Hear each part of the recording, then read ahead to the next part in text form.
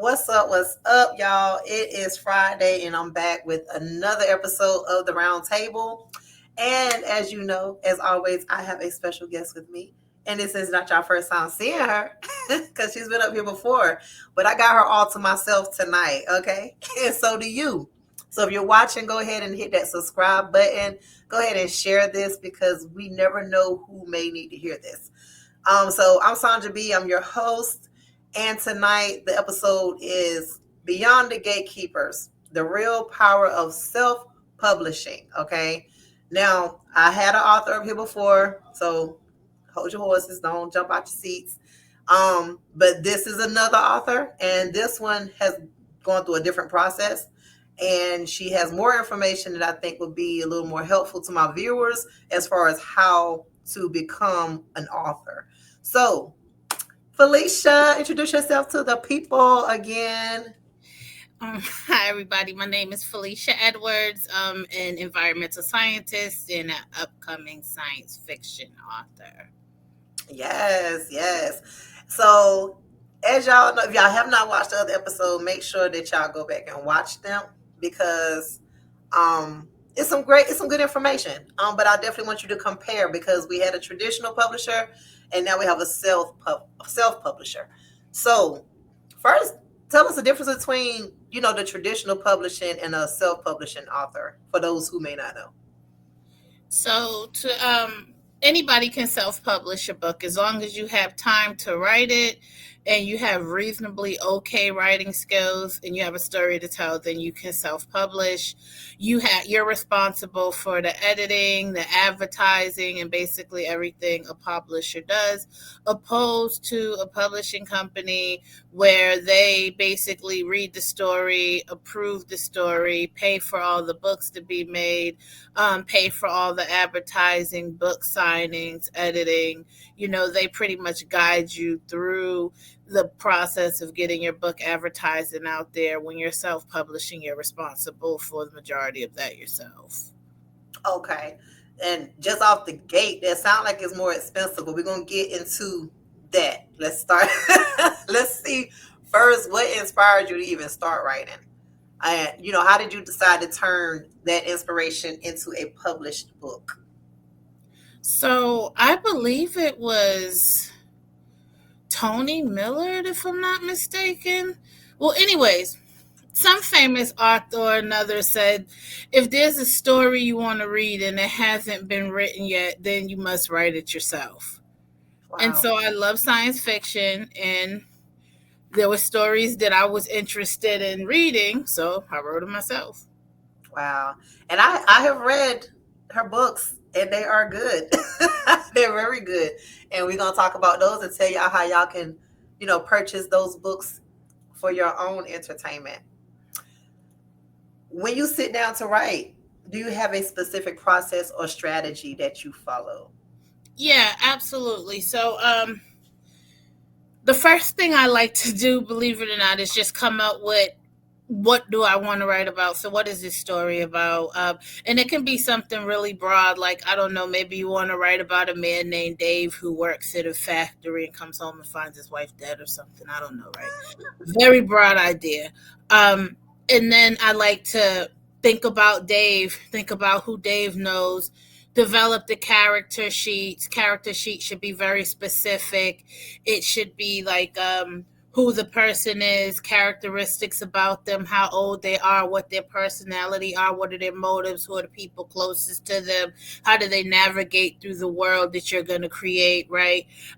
There should be a few major characters, and that's going to be your protagonist. Your protagonist is going to be the main person, or let's say the hero of the story. Then you'll have the supporting characters of the protagonist, and then your antagonist, and that's going to be the opposing force to your protagonist. So, like if Batman is the protagonist, the Joker is the antagonist, and you want to develop these characters and really get to know them and understand how you're going to use them in the world that you're generating. Once you have your characters, that's when you start thinking about the world that you're going to generate. Where is this going to take place? What's the setting? What's the season? What's the tone? What am I trying to convey? Are there any underlying message that I'd like to get through with this story. And then once you get that down packed, what I like to do is build the story arc. And that's where I just roughly say, okay, this is what's going to happen. It as the story progresses, and that's when you can kind of start filling in the blanks once you get those things done. um, I think it's really important to use your resources when you're doing this. Talk to your friends, get ideas from them. I talk to my friends. Sometimes I'm talking to my friends about what I think should happen in a story, but they don't even know that's what I'm asking them a random question about, right? Once I have all those things, I like to make my book cover, because once I get a book cover, I kind of have a visual in my head and it kind of all becomes real. After I generate my book cover, and how you can generate a book cover, what I like to do is use AI tools. If you're doing it with Amazon, one thing to keep in mind, right, is that there are certain formatting details that have to go into a book cover, mainly just the pixelation. So it has to be 1,000 pixels by 650 pixels. I like to get those images generated, pick one, and then that makes the story become real. That's when I sit down and start writing, after I have all those pieces put together. Wow. Hope y'all taking notes, but y'all can always press rewind. That's the wonderful thing about it. Sound like to me you might need to put an ebook together and sell that on how to get started on self-publishing, Felicia. Oh man. Okay. That's the wrong question. Hold on, y'all. Okay. So how do you balance writing for yourself versus writing for your audience? I don't. I just I don't. I just told you I write stories that I want to That you read. want to read. So, And but the good thing but about what that I is do is I'm well read, right? So I do think about some of the greats. I think about Dean Koontz. I think about Stephen King. I think about Dan Brown, V.C. Andrews, Paris Anthony. I think about a lot of the books that I've read, R.A. Salvador, some of the best books that I've read in their style of writing. And I try to incorporate the little elements that I love so much about them into what I write. But I still just write for me, and I mean, hopefully people like it. and I think when you're writing, your style of writing, it has to be what you like to write about because you're not writing to inform or educate anybody.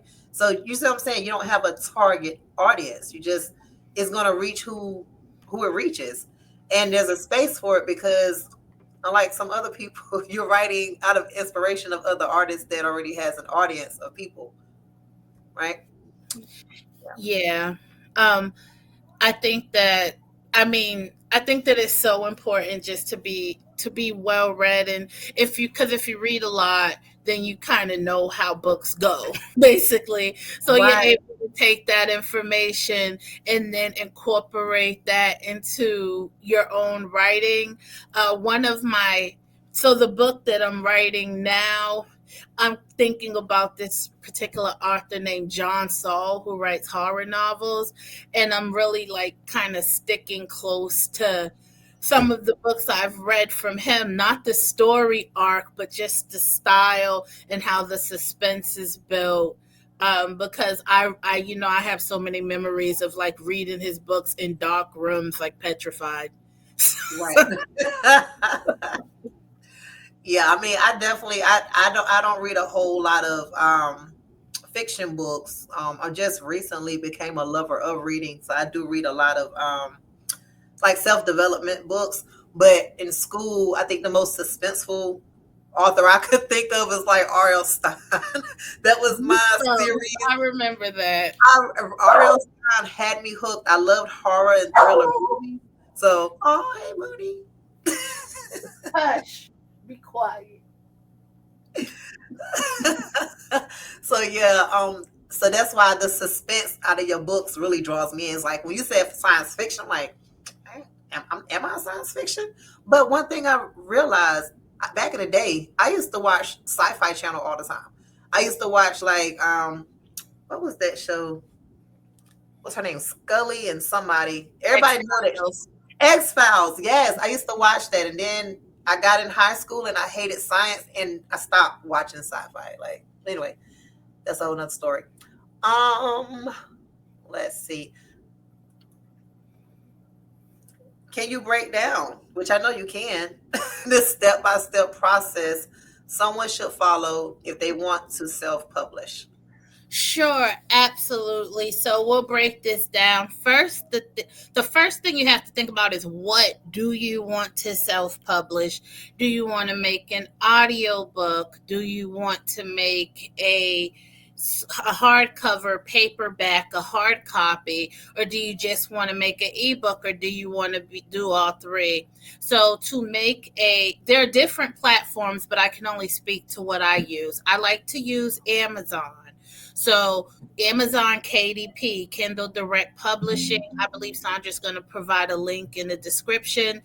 Um, what you do is you just have to have a script, have a book cover, it open up an account. These things have to be approved, because I think they cross reference it through some sort of database just to make sure you're not like plagiarizing or anything. So it takes about 4 or 5 days. But all you need is a script, open account that costs nothing. It costs nothing to generate your art, because these days we have Chat GPT, so you don't have to, Right. hire a designer, and then you have to have an edited script, because it does check to make sure that the grammar and everything is good and there are no misspelled words. As far as editing goes, well, we'll talk about that a little later, but that's all you need to get started for an ebook, a KTP, a KDP account, a script, and a book cover. To Wow. make an audiobook, it's a little bit more, but the rewards are a little bit greater, right? Because they put these books for you on iTunes, they're on Audible, and they're on a couple other really big platforms, right? You have to have a book that's already published on Amazon, first of all. So to make an audiobook, you have to have a book that's published on Amazon. When you have to have rights to that book, and that's important, because what you must know is, if you let Chat GPT write your book for you, then you don't have rights to that book. Mm, So you right. can use Chat GPT. It's a powerful editing tool, and I'll go through how to use it. But if you say, I want to write a book about Dave coming home and killing his wife, and you let it write the whole thing, you don't do much editing to it, then Not it's your not your story. property. Mhm. So you have to have rights to your book, audio rights, and being that you self-published and you wrote it yourself, you do have audio rights. And then it'll tell you, once you get all that set up and you set up a little bit of information about, do you want to sell it just in the United States, globally, or whatever. The next thing is, do you want to hire a narrator, or do you want to upload your own audio file? They will connect you with narrators where you upload your script or your book, and then people will audition from you, and you can pick who you want, you pay them. Or you can get somebody who you know to just do the audio for you and upload an audio file along with a book cover. They take the book description right off Amazon, and I mean, there's your audiobook. Then they put it on iTunes, and they put it on, Audible in different places. And then, as with KDP, there's different royalty plans that you'll have to choose from, like for Amazon, right? So if you do KDP, Kindle Direct Publishing, on Amazon, there's two royalty plans. With one of them, you get 35% royalties, and with the other one, you get 70% royalties. But it's a little bit different in the book length, how you have to market it, how much you have to charge for it. All those things are consideration. The same holds true with Audible. The numbers are a bit different as far as the royalties go, but it's pretty much the same thing. You just have to pick a plan. Now, as far as a hardcover book, if you have a KDP book, Amazon will make a hardcover book for you. And when people order the hardcover books, they will generate the book and ship it to them. And again, you pay royalties, and you pay for the shipping that it costs Amazon to ship it. And then you get, the money that's left over, and you have to do it at a specific price point. So that's how those three formats work. So you can do one or all of them depending on, how urgent getting your book out there is to you, or how many formats you want to offer. But gosh, yeah, she laying it out for y'all. Like she telling y'all exactly how to do this. And I want to go back to the Chat GPT thing. Like you said, people, and I ain't gonna get into in general, but like she said, making sure that you're using it properly is very important because of the copyrights. And you want to own your own story, and you just want to make it your own shit. So ChatGPT is not supposed to be used to do the work for you. It's supposed to be used to assist for what you're already trying to do. But you got to but feed there's a information. I'm sorry. Oh, go ahead. But there's a way you can use it as a very powerful editing tool. What I like to do is write out a chapter. Um, and when I tell you the grammar and I mean spelling and everything in my chapters are is just god awful, right?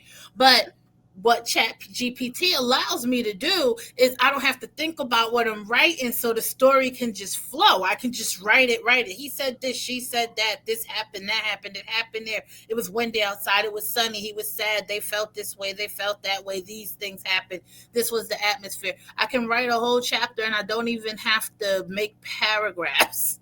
Right. And then you can put that chapter into Chat GPT and say, this is a chapter of my book, edit it for me. And it Right. will edit it for you, but that's not enough. You don't just take that and run with it. You then to have Chat GPT, when you're putting something in Chat GPT and you're saying, this is my chapter one, and tell it that you want the output to be in a canvas. And the reason why you want the output to be in a canvas is because what it outputs, you can then go right in Chat GPT and edit it, right? So after it writes it, you can go back in and you can make edits to it. And when you're done, you can just tell it simply to, all right, that make a downloadable Word document. And Right. there's your chapter one. And Chat GPT did fix the correct the grammar. Um, it might have added a sentence here or there where you needed one, right? Just like any editor would do, it corrects spelling and it formats it in book format, because what I upload is a wall of text. Like literally, I don't even think a human could read what I write. Um, and and then it turns it into something, a marketable product. So that's how you use it. Another way you can use Chat GPT is if you have writer's block and you want to say, okay, I'm stuck here, give me 10 ideas about what should happen next. I'm gonna be honest. Most of the time, all 10 of those ideas are gonna suck, and just by reading what it says should happen next, you're gonna know what shouldn't happen next, and then you're gonna have a good direction to go in. Because most of the time, all the ideas are gonna be horrible, but by some miracle, it may, generate something that you want to develop. But the key is that you're developing it. You're not letting the AI develop it, and you're not letting the AI guide your story arc. Right. Right. Gosh, this is really good. Like this, I'm learning a whole lot. I'm just gonna say that. What's the real work of marketing and getting into the people's hands? Okay, so this is what I actually struggle with because I don't have a social media presence, right?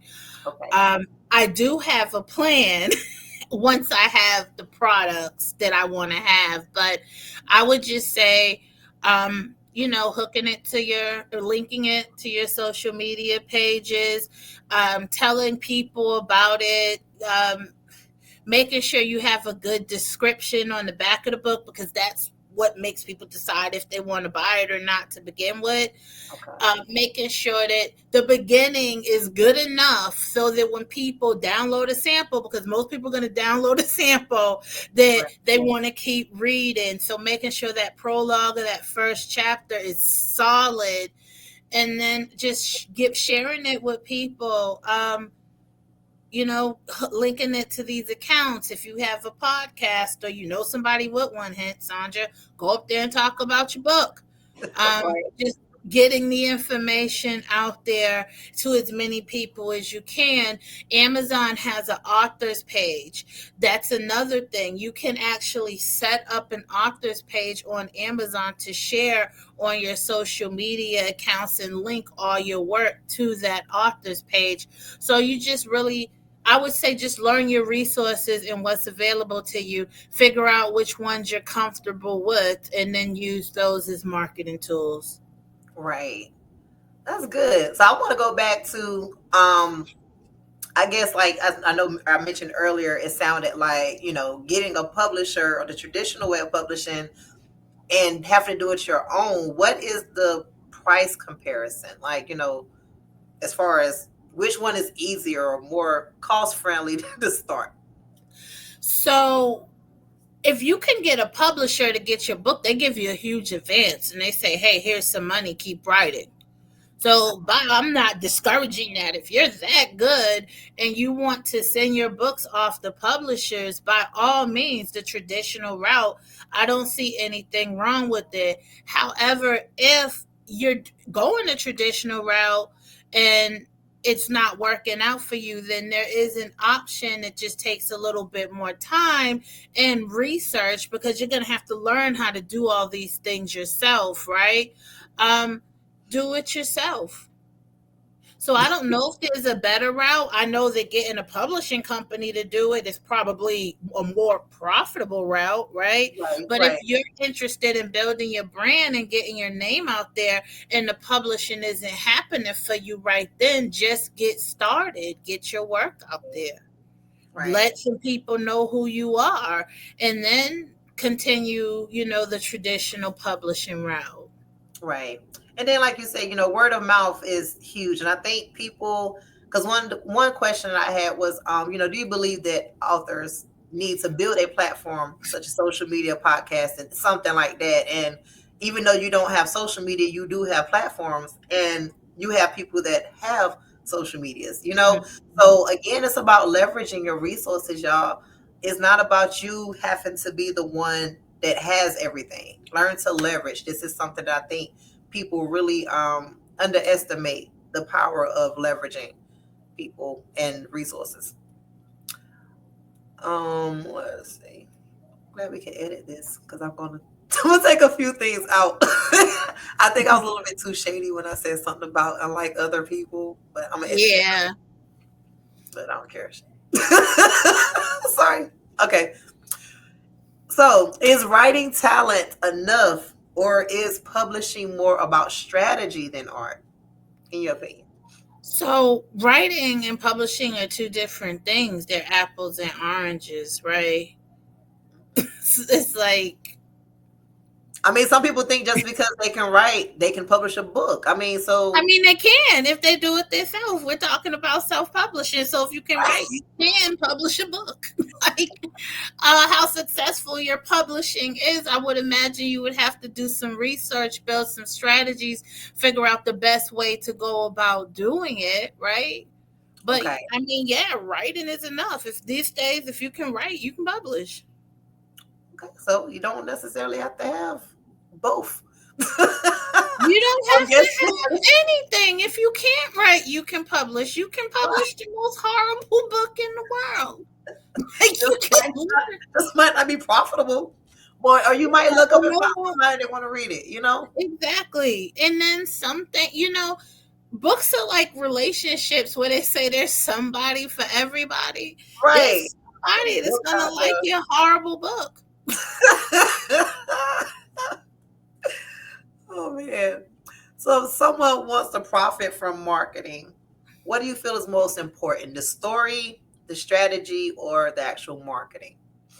Strategy and marketing. If profiting is your goal, I myself, I write for hobby, right? I write because there's stories that I want to get out there because I think I can write a great story. Right. But if you are a serious author then you need to really have a strategy, a marketing strategy. You really need to be, and you can do this yourself, right? Right. With only a time commitment, just Right. learning what you need to do and how you need to do it and what platforms you need to put your book on. All this you can do yourself with, I'm not going to say minimal effort, because honestly, to do anything right takes work. Right. But these are all things that the motivated individual who is serious about a writing career, can use these tools to circumvent traditional publishing companies. And that's good for people to know, because I would have thought that the only way I could publish a book was to publish a book. I would have had to pay a publisher. I didn't I didn't know that if a publisher reach out to you, they pay you in advance for your book. This is great information to know. I write little ebooks, but I ain't thought to sell them. But now I'm about to sell them. Cause why not? Cause I can write. Well, I And write for a different purpose. I write to inform, and so I have a target audience that I have to keep in mind, because it ain't for me. It's for them. But yeah. So you had a book that came out with first of the month, or the last day of the, anyway, it came out the past few days, because I done got it and I read it and I love it. And this is your second book. yeah, So let's talk about the first one. The Yema. That's what it's called? Yema? that's what it's called. Yes, I got it right. You did. So Yema is a book with a political message. I was really upset about the state of the world at the time, and I kind of thought about, us as humans. If there was another race looking at us as a whole, how would we be judged? Right. And that's where Yema came about, because it's basically the earth being on trial. Um, It was yeah, really but good. this book, but this next book is more science fiction. There's no underlying message. It's just a good read. It is. It is. And like you said, your prologue being so powerful, that like I started reading the book, like the first line is like, oh shoot, what's about to happen? What's about to happen? Like, and halfway through the book, I'm just like, okay, I can't wait. And it's definitely a cliffhanger, which I think was intentional, because Because it's a series. So okay, 8 chapters will be released every other month until wow. the story concludes. And the crazy thing is, a book is, well, you expect the book to be real good when you read the prologue and you feel like you just got the whole story, right? It's so short. It's like, dang, it started. Can I talk about the prologue? Of course. Okay, all right, all right. So it starts off with like a little kid dying, like in the prologue. I'm reading the book, y'all. I'm a Pisces. I could be mean, but I'm soft hearted. Like, so I'm reading the book and I'm tearing up already. So I'm mad at her, because I'm like, got me crying over some science fiction. Little boy died, and oh my god! And then the next, I'm not gonna go into the first chapter, but the first chapter starts. Yeah, you gotta read the book. I ain't gonna take, and I don't even like to read, y'all. And I'm reading these science fiction books. They're not long novels, so they're good short reads. I'm talking about your book more than you are. Go ahead, Felicia. No, I mean, I think you said it all. Like Sandra said, it's a dark psychology science fiction thriller, and 8 chapters will be released every 2 months until the story concludes. Yes, and the links that she mentioned. You gave me 3 links to share, and so I'm gonna share those links. They will be in the comments for you guys, and I'm gonna also share the link to her book, to both of her books, so that y'all can purchase, because their books are fire. Okay. Was there anything else that we did not cover that you want to cover? No, there's not really much I could think of, except for we didn't talk about how to get started. And I think that's a conversation worth having. We talked about my process and how I get started, but we didn't talk about the person who wants to write a book. or make an audio book or honestly do anything, and they haven't gotten started and they're waiting for the right day and the right time and the right minute, and they just can't find that right time. I just want to tell that person that there is never going to be a right time. Sit down, write 3 sentences, record 3 sentences, just get started. Is the right time is now. Yeah.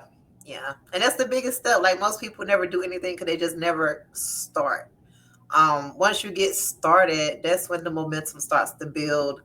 Like I said, I didn't like to read, but I started reading and I love to read because I found what I like to read. I learned that I didn't like to read what my teachers told me to read in school. So explore, keep your minds open.